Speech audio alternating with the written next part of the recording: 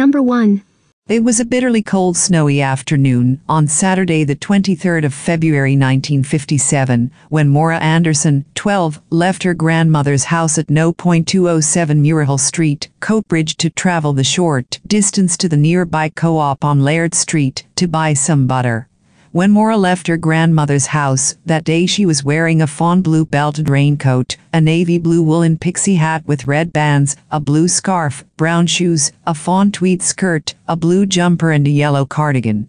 She was a slight, pretty girl with fair hair and blue eyes, somewhat of a tomboy who enjoyed swimming and playing marbles, and she would never be seen again. Maura's grandmother had asked her to run to the shop at approximately 4 p.m. that afternoon. The co-op was only a short distance from Maura's grandmother's house, less than a 10-minute walk, but there is no evidence that Maura ever arrived there. Police would later interview the manager of the store, along with all the assistants who worked that day, and no one had any recollection of seeing the girl in the store that afternoon.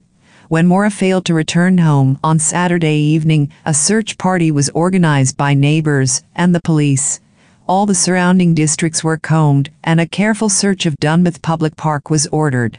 Bushes were probed in the slag hills near the nearby ironworks were thoroughly searched, but there was no sign of the 12-year-old. In the days that followed, police would ask all managers of nearby cinemas to carefully search their premises just in case Maura had accidentally been locked in overnight. Andrew Anderson, Maura's father, a storeman in one of Coatbridge's iron works, would tell reporters Maura is a high-spirited little girl, but at no time has she ever given us any bother. We always know where she is, and you could almost set the clock with her returning. Like my other 2 children, she has been well drilled not to speak to strangers. The local Coatbridge community came together in a desperate search to locate the girl. A group of almost 80 corporation cleansing workers who had been on strike broke their protest to appear at Coatbridge Police Headquarters to offer their services in the search for Maura. Scores of people telephoned the police with their tips and sightings of Maura, sending detectives to Shettleston, Gourock, even as far as Doncaster, following alleged sighting. All led to nothing. Police were quick to attempt to calm fears, telling reporters, "We have no reason to suspect foul play." Townsfolk criticized the effort of the police, and in the absence of hard evidence, suspicion began to fall, unfairly, on Maura's family. On the 1st of March, newspapers reported an important break in the case. 2 people, a man and a woman, had come forward to report having seen Maura on a bus near her home at 5:15 p.m. on the day she went missing. Police said of the development, "It puts forward the hour of her disappearance by 65 minutes. Up until now all we knew was that she had left her grandmother's home in Muirhill Street at 4:10 p.m. to go an errand, and it rather riles out the fears previously entertained that she may have been snatched during the course of that errand." But the bus sightings didn't appear to come to much. By March 4th, the Evening Times reported that the search for Maura was now a forlorn hope, adding, "There is little hope that the 12-year-old will be found alive." Police too had accepted the worst. A senior police officer told reporters, "You have to apply your common sense to matters like this, and considering the time she has been missing, it is unlikely that she is alive, unless she is being held captive somewhere." In the days that followed, the column inches on the search for the missing 12-year-old would decrease before the story dropped from the newspapers entirely. Had police detectives followed up those sightings of Maura on the local bus, they would have discovered that the driver of that bus was one Alexander Gartshaw, who was on bail at the time facing charges of raping his children's babysitter. Gartshaw had long been suspected of being a flasher in local parks. On the 23rd of January, exactly 1 month before Maura disappeared, Gartshaw was charged with having carnal knowledge of a minor and other offenses of a sexual nature. He would be convicted in April and sentenced to 18 months in prison. It was not until his estranged daughter, Sandra Brown, discovered this terrible family secret that the search for the truth really began. Recalling events in her book Where There Is Evil, Mrs. Brown describes how she confronted her father about his failings as a parent. To her astonishment, Gartshaw replied that his own father would never forgive me for Maura Anderson. He continued, "Grandpa was always convinced that I'd done it. He said to me to tell the police where I'd put the wee lassie. I was the driver of the bus the day she went missing. I told Grandpa I didn't even know her, but she got on my bus in all that snow. And I was the last to speak to her. I was the last person to see her. Horrified by this conversation, and now convinced that her own father was the killer, Sandra began a long campaign to bring her father to justice. When Garchor was interviewed by police in 1992, he claimed that Maura had boarded his bus to buy a surprise birthday card for her mother in Woolworths. It was indeed Macy Anderson's 40th birthday the day after Maura disappeared, but how would Garchor have known this had he not spoken to Maura, as he claimed to police? Despite police suspicions, detectives concluded that they did not have enough evidence to charge Garchor with any crime, and he died in 2006. In 2013, the case was given fresh impetus when police and prosecutors from Scotland's Cold Case Unit exhumed a grave in Old Monkland Cemetery, where a friend of Garchor had been buried, around the same time that Maura had disappeared. The theory being that Garchor had used the funeral to move Maura's body from a ditch and to hide her where no one would think to look, a graveyard. But Maura's remains were not in the plot. Despite this disappointment, the renewed press attention that accompanied the search led to two new witnesses coming forward. The first witness alleged that as a young girl in Coatbridge, Garchor had exposed himself to her and Maura Anderson in a local park in 1956, and furthermore that during this incident he had called Maura by name. Even more importantly, the second witness stated that late in the afternoon on the 23rd February 1957, near the Carnroe bus terminus, he had seen a man dragging a young girl by the arms. The witness claimed that the girl looked like Maura Anderson and identified the man as Garchor. Police stated that both witnesses had credible reasons for not coming forward with this information at the time of Maura's disappearance.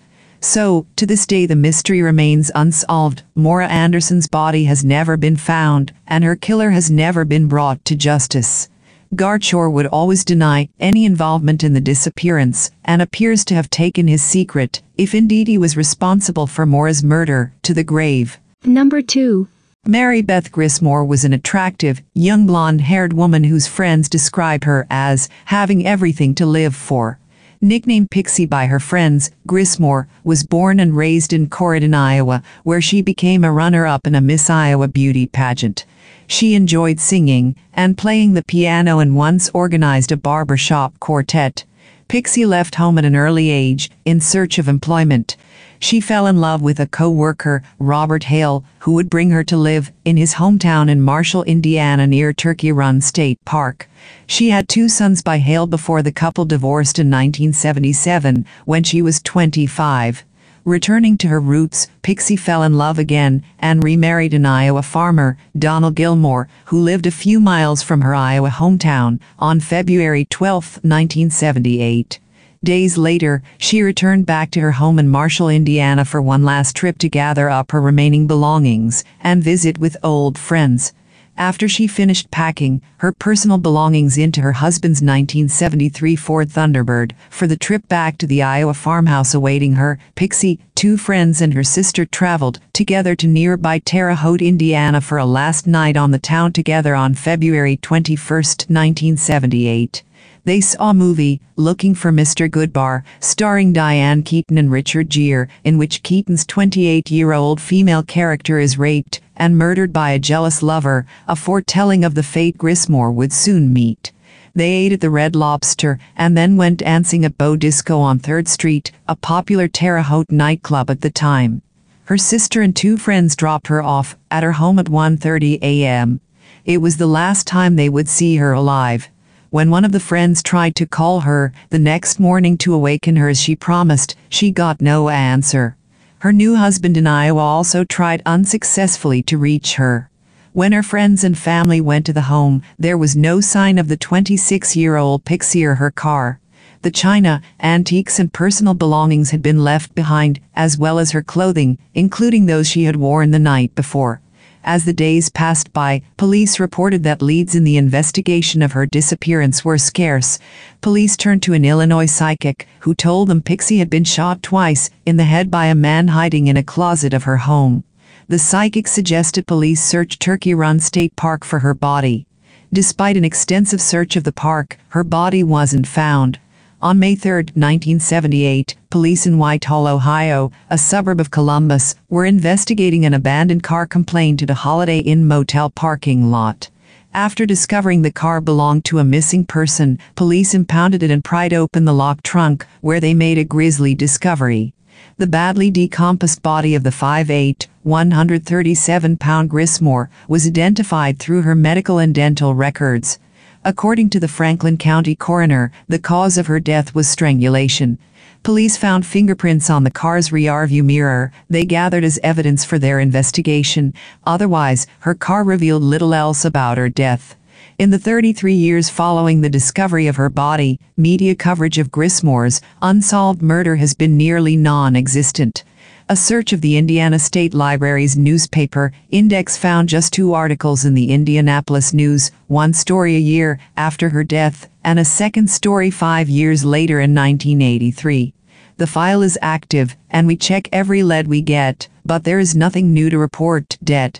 Jerry Stadler of the Indiana State Police told the News on February 27, 1979. The file is active, and we check on any lead we receive. Park County Sheriff Mike Eastlinger is quoted as telling the News in a January 5, 1983 story. Eastlinger acknowledged police were no closer to solving her murder than the day her body was found nearly 5 years earlier. While the Ohio Attorney General's website for unsolved murders still lists Grismore's death as an unsolved murder, the Indiana State Police's website page for cold cases makes no mention of it. As far as can be discerned from news reports, police don't know whether Grismore was murdered in Indiana or Ohio, where her body was discovered. The FBI joined in the investigation when it became apparent her body had been transported across state lines. According to Ohio's website, investigators are still looking for information regarding her murder. Her death has been ruled a homicide, and investigators believe her death could have taken place shortly after her disappearance. Several leads have been established. However, investigators need more information. Before Mary's death, she had recently married and taken the Grismore last name. Her last name just before the recent marriage was Hale. Investigators are attempting to locate anyone who may have any information regarding her murder. In 1998, a relatively obscure magazine associated with WorldNet Daily Dispatches ran a story by H.J. Halterman entitled "The Grisly Saga of Pixie Grismore. Was her murder 20 years ago covered up by politics?" In this explosive story, Halterman ties Indiana's former U.S. Senator Birch Bayh and Patrick Ralston, a major figure in the administration of Governor Evan Bayh, to Grismore, with whom both men had allegedly been romantically involved shortly before her disappearance and death. According to Halterman's bombshell report, investigators learned Grismore had worked at Turkey Run State Park as a lifeguard, where she was supervised by Ralston. Investigators learned that Ralston and Grismore had an affair while both were married, and that Ralston had hooked up with her for one last fling days before her disappearance, and shortly after she had remarried to Donald Grismore. Investigators were eventually led to question Pixie's supervisor at Indiana's Turkey Run State Park, where she had worked as a lifeguard in the summer of 1977. On June 16, they interviewed him again in Indianapolis, and this time they read him his rights. Under questioning, he admitted to evasion and falsehood in his first meeting with the FBI agents, and this time he told them a new story. Patrick Ralston admitted that he began a romantic affair with the pretty lifeguard in July of 1977. His wife had just given birth to their baby on June 2nd, and then underwent surgery in early July, and she had been recovering while staying with her family in Terre Haute. His home was so empty, and he was so alone, and he began to spend more time supervising things around the swimming pool where the cute young lifeguard worked. Ralston explained to the investigators that he and his wife drifted farther apart, and by November of 1977, he filed for divorce.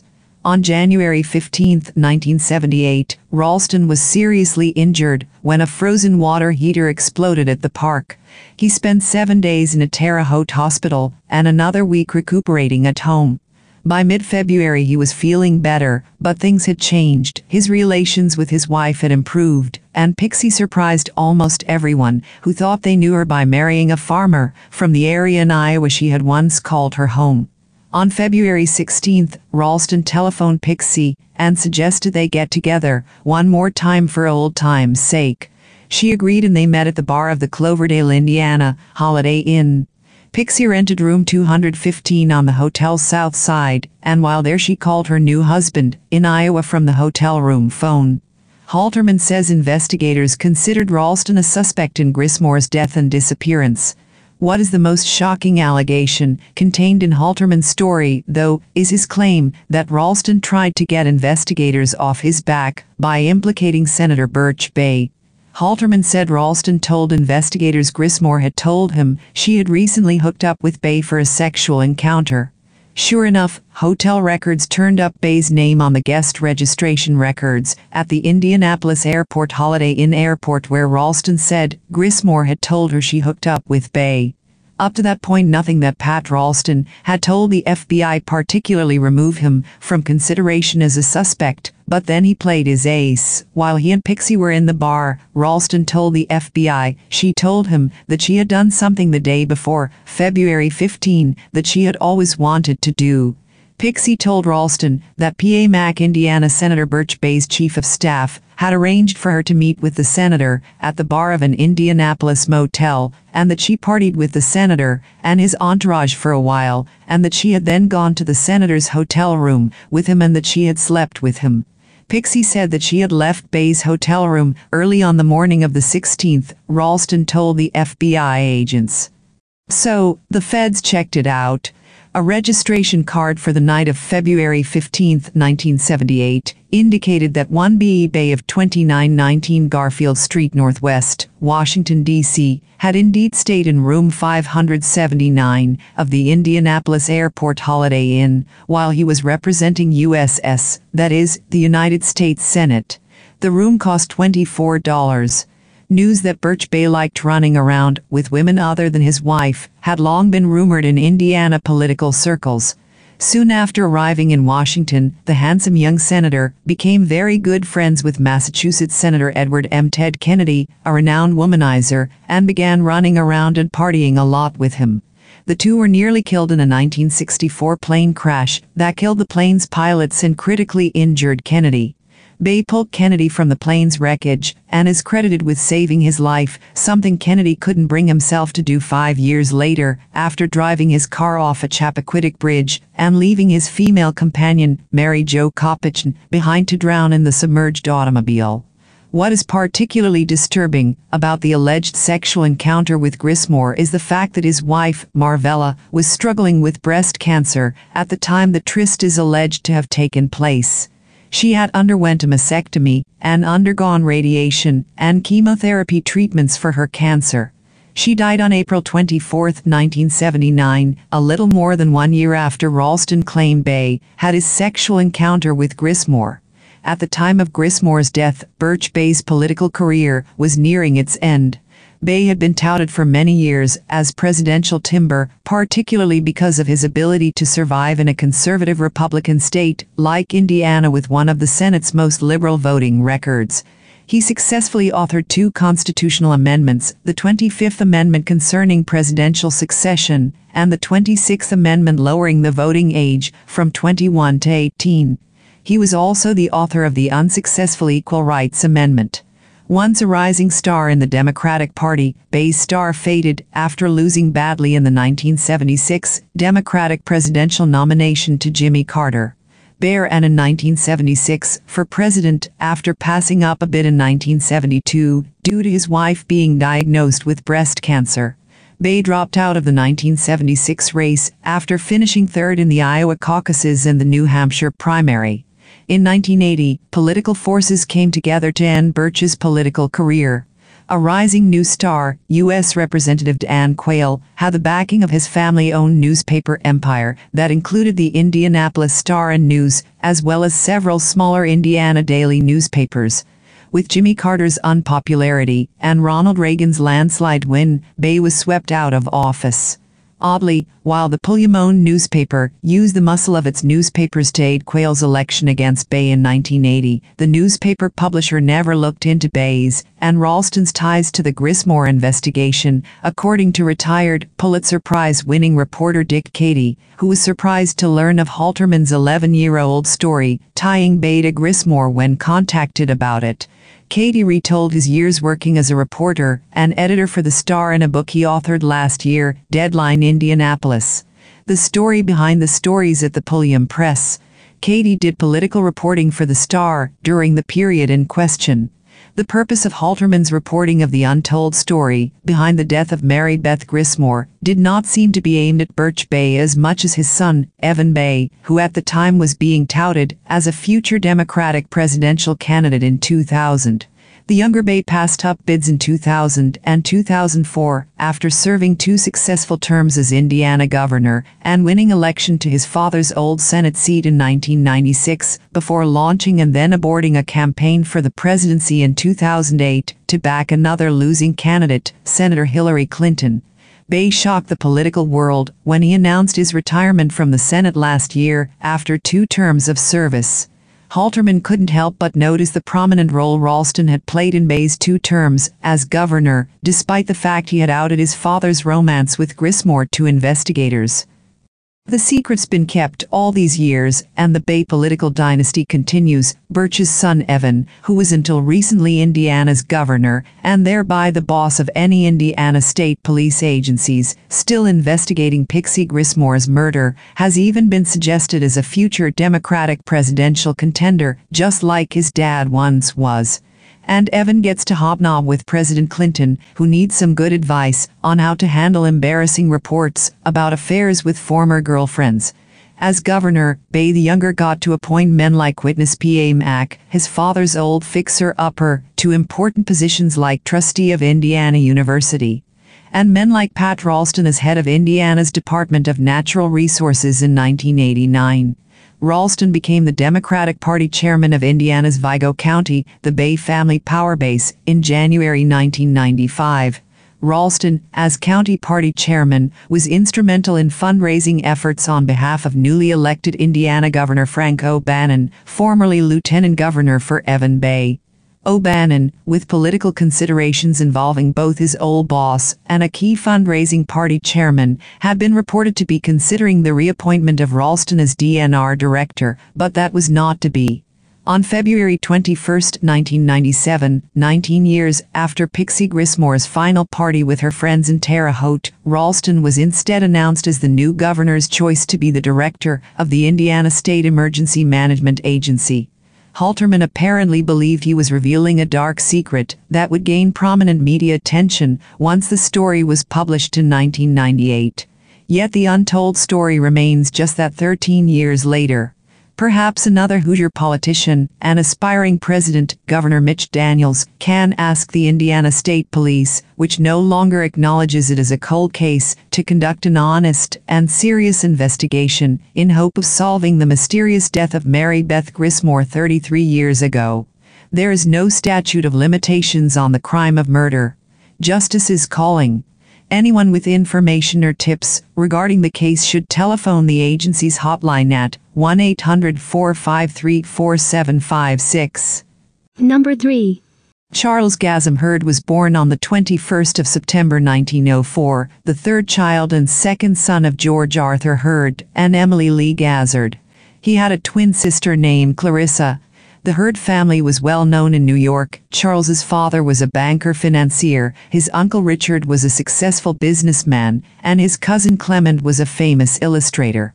In the late 1920s, Charles married the wealthy Marie Louise Schreiber, 1908, daughter of a state senator, and they had one son, Charles Gazem Hurd Jr., born in 1930.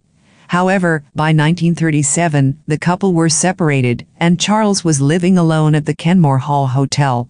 He was working as a manager, or possibly assistant secretary, at the Real Estate and Mortgage Department of Dow's Estates Incorporated, which I no longer believe exists, at 15 William Street, Manhattan.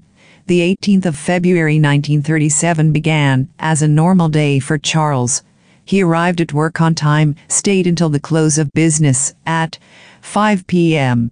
He then drove to a restaurant and nightclub on East 54th Street, Manhattan, where he ate dinner alone. This restaurant was a while out of his way.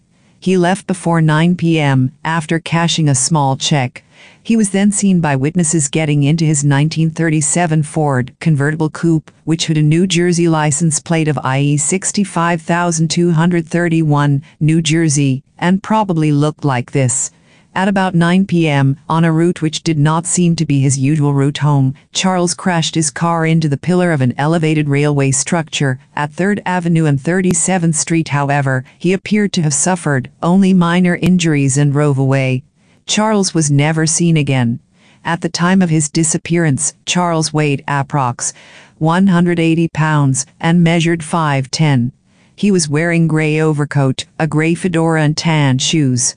He had brown hair and blue-gray eyes. Charles's case received surprisingly little press coverage at the time, one published 8 days after his disappearance, and one short follow-up article to mention that he had still not been found.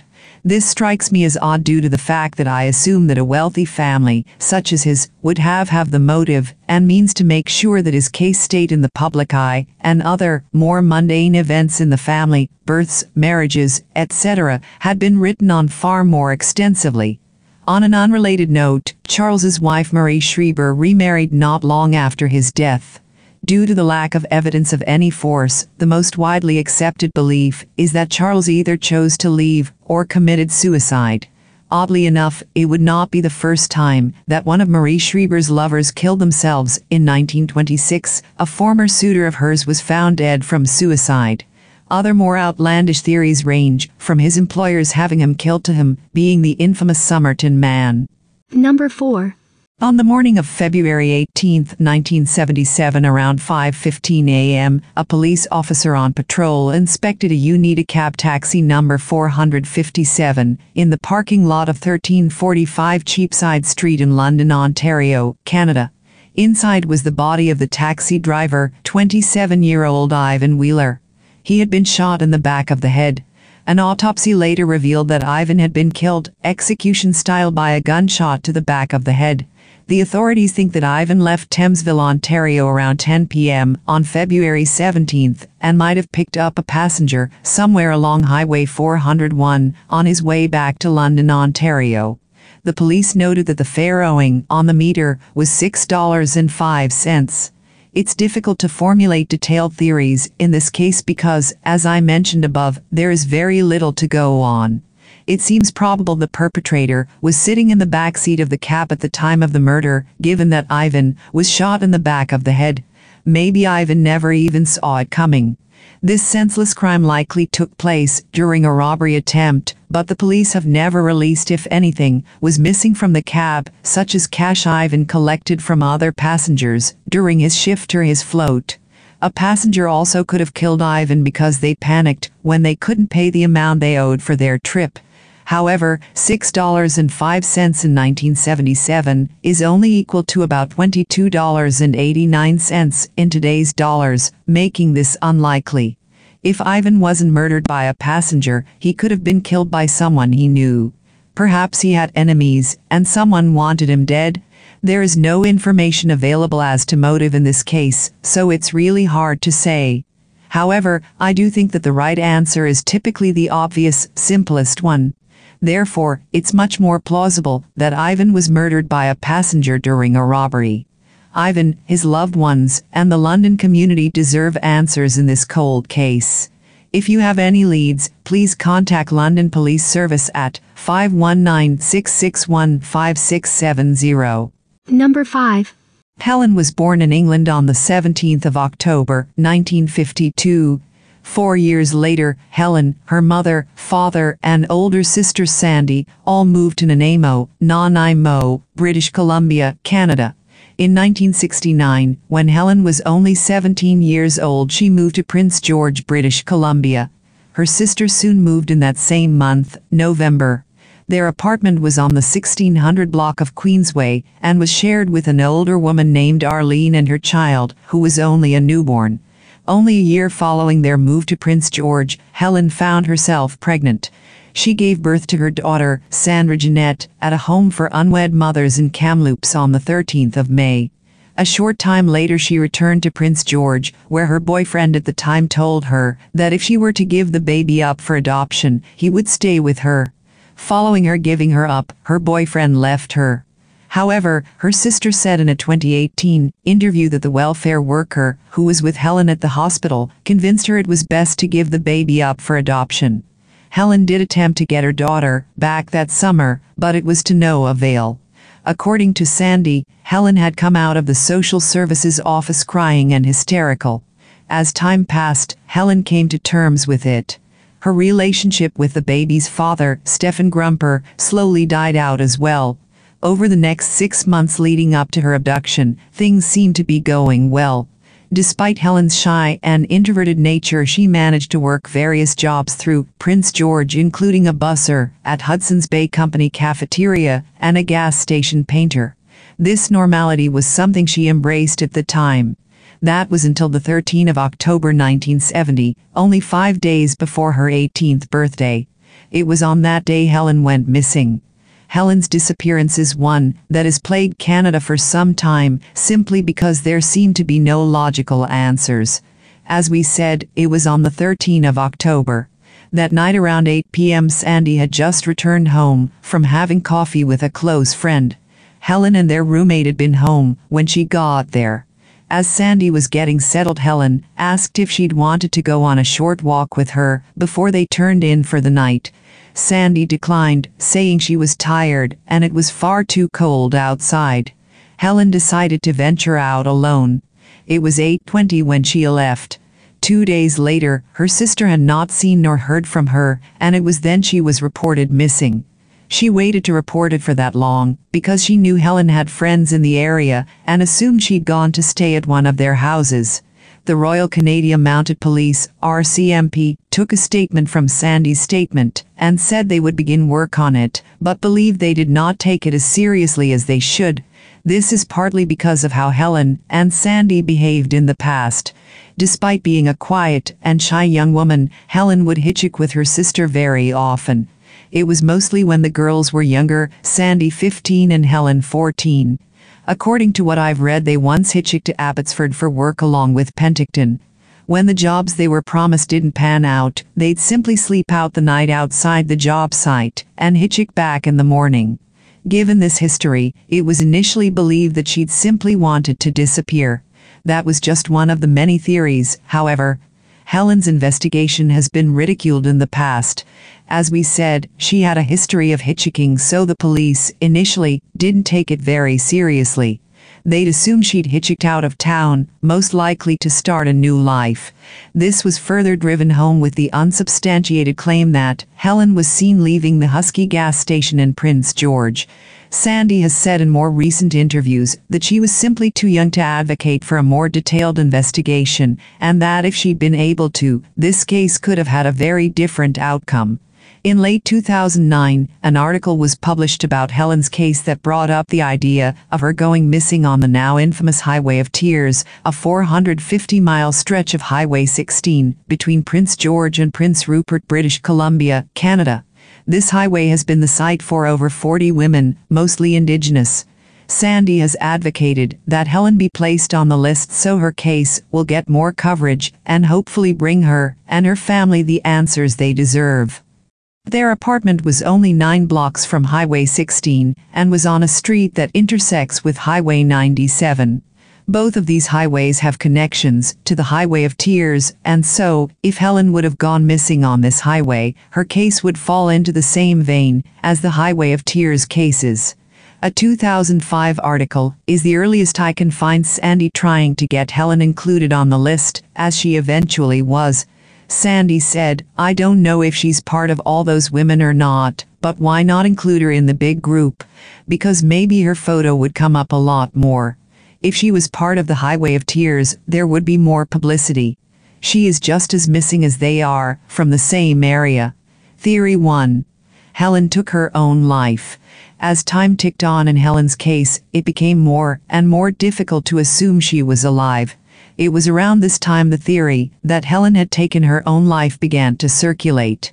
While Helen's sister wanted to believe that Helen was still alive as a body has never been discovered, there was this 2005 article that seems to hint to Helen taking her own life. She recalled that her sister seemed to be in normal spirits the night she went missing. In retrospect, however, her sister may have been upset by the fact that the sisters shared their 3-bedroom apartment with another young girl who had a new baby. She said, "My sister had just given her baby up for adoption. Her boyfriend told her that if she would give the baby up for adoption, he would marry her. But he dumped her after she gave the baby up. She tried to get her baby back, but couldn't, and she started bawling her eyes out. Given all the circumstances of what was taking place at the time, and the emotional toll giving up her child and losing the father not long after, I would say this theory absolutely holds water. At just about 18, Helen wouldn't have developed enough to deal with that immense amount of stress that fell upon her. Theory 2. Helen started a new life. If Helen is still alive, she'd be nearing her 70s. Some believe that she simply left Canada to live elsewhere because she wasn't happy with her living situation. Given that she put her child up for adoption and then had to live with one, being reminded constantly of what she could have had, it's possible she wanted that somewhere else.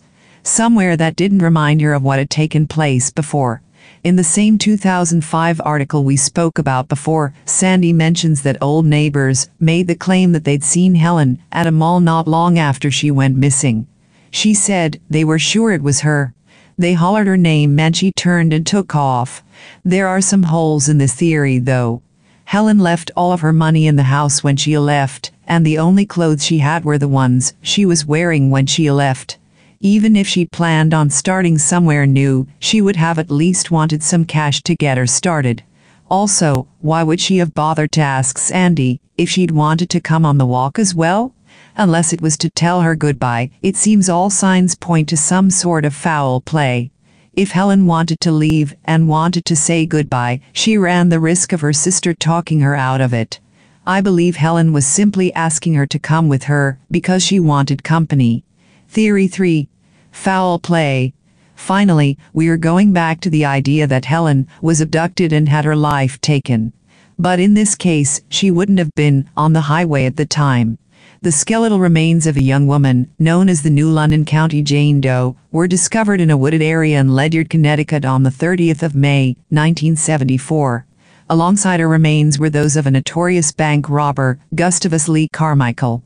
His girlfriend at the time, who is assumed to have been buried beside him, went by the name Lori Ann Stahl. It's believed Helen could have been this woman. There has only ever been a sketch released of the woman, so there is no photo evidence, but some have compared the two women's physical attributes. Lorraine was said to be around 5'2", while Helen was 5'5". Lorraine was described as having reddish-brown hair, while Helen had brownish-blonde hair. Furthermore, there were many items found with Lorraine's remains that Helen never owned, including a ring with an almond-shaped design, and the clothing was completely different. Of course, if this was Helen, she would have been found with different clothing than what she was wearing when she went missing. At this point, it would have been nearly 4 years. Furthermore, the ring we spoke of was said to remember an alumni ring from Johns Hopkins School of Nursing.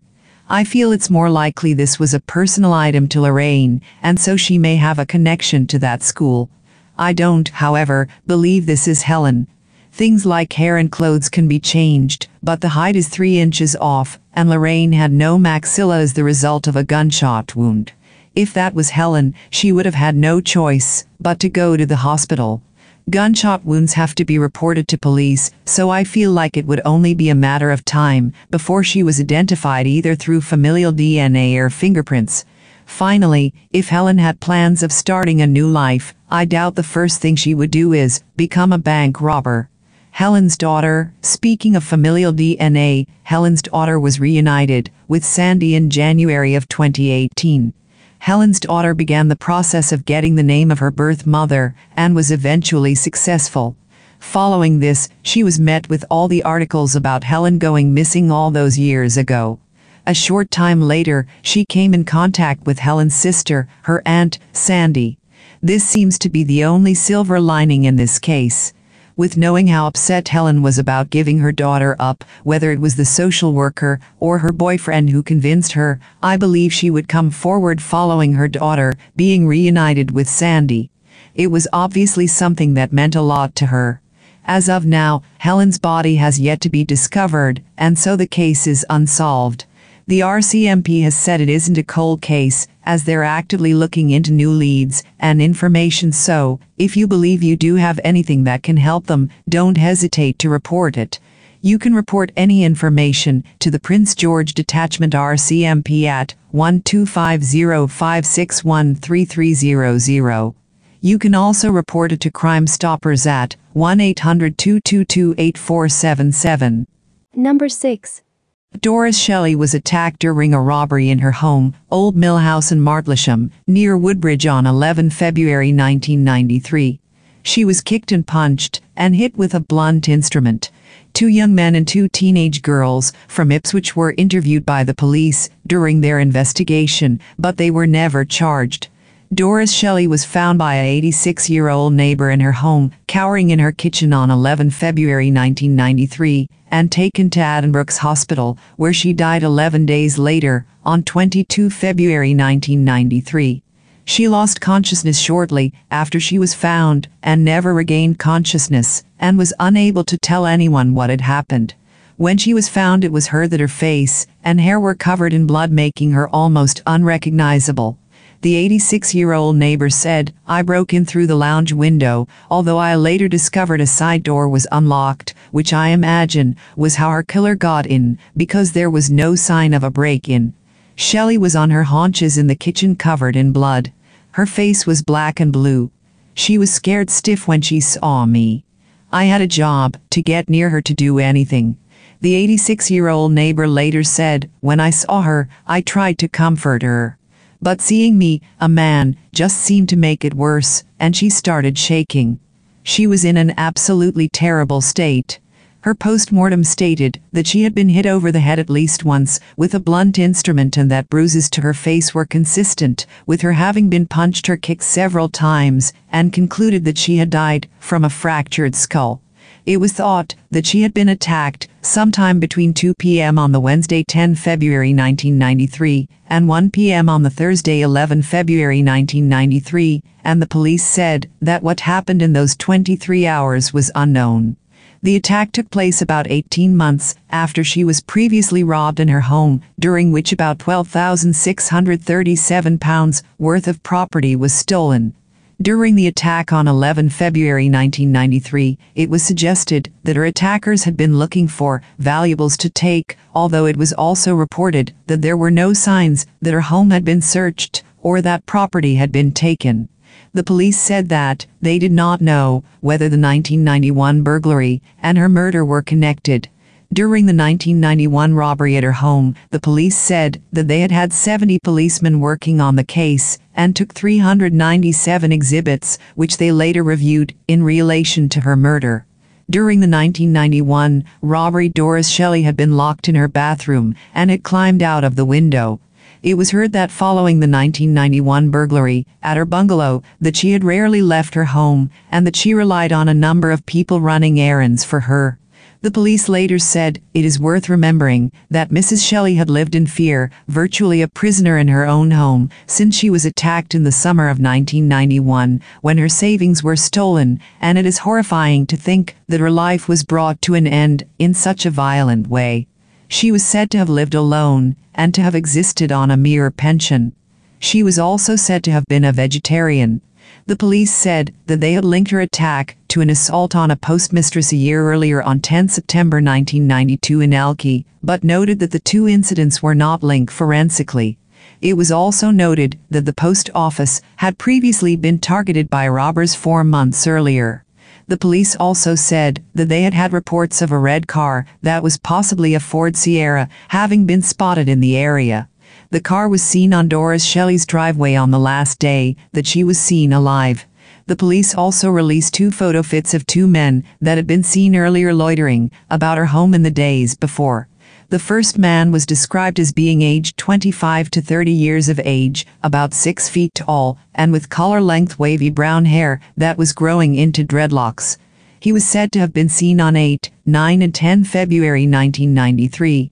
The second man was said to have been about 40 years old, about 5 feet 10 inches, with a slim build, and to have had dark brown hair and a fair complexion.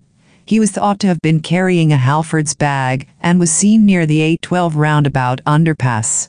In March 2018, the police reviewed her murder and said that they received one interesting line of inquiry, but later in April 2019, they reported that the new interesting line of inquiry had been ruled out, stating that it didn't take them any further forward and that there was nothing new to add at that stage.